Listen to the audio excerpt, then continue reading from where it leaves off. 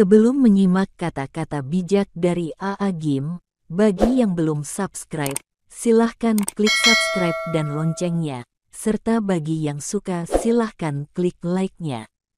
Bagi yang sudah haturkan terima kasih, semoga bermanfaat. Alhamdulillah, segala puji hanya milik Allah Subhanahu wa Ta'ala.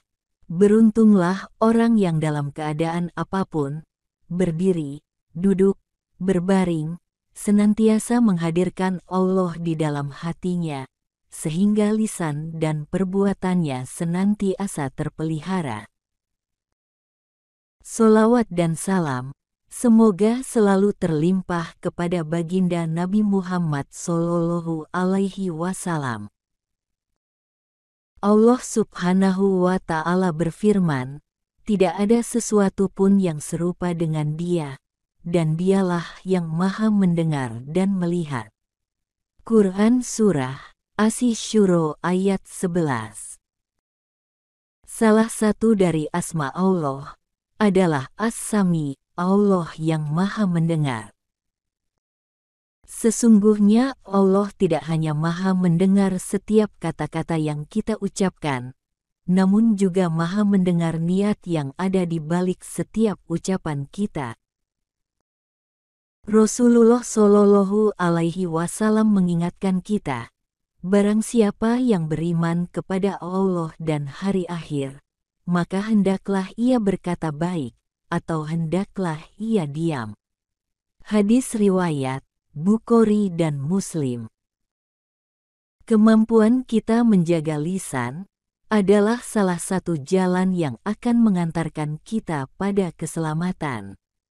Banyak hal buruk terjadi di dunia ini hanya disebabkan ketidakmampuan mengendalikan lisan. Sebenarnya, semakin banyak kita bicara, akan semakin besar pula kemungkinan kita untuk tergelincir dengan kata-kata.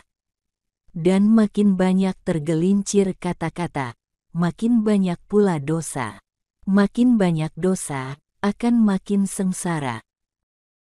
Semoga kita tidak termasuk yang demikian. Oleh karena itu penting bagi kita untuk memahami dan meyakini As-Sami, Allah yang Maha Mendengar.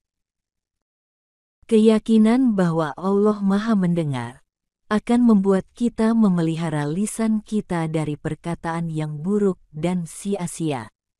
Inilah yang akan membuat kita punya rem yang kuat dalam menjaga lisan kita. Ketika kita keasyikan membicarakan keburukan orang lain, atau sedang asyik berbicara hal-hal yang kotor, maka kita bisa menahan diri dengan kuat agar tidak melanjutkannya, dan menyusulnya dengan beristighfar. Kita bisa melihat bagaimana KPK, Komisi Pemberantasan Korupsi, menggunakan alat canggih untuk menyadap percakapan para koruptor, sehingga dokumentasi percakapan mereka menjadi bukti yang tak terbantahkan di hadapan hakim. Nah, alat-alat semacam ini tidak ada apa-apanya dibandingkan dengan pengetahuan Allah yang Maha Mendengar.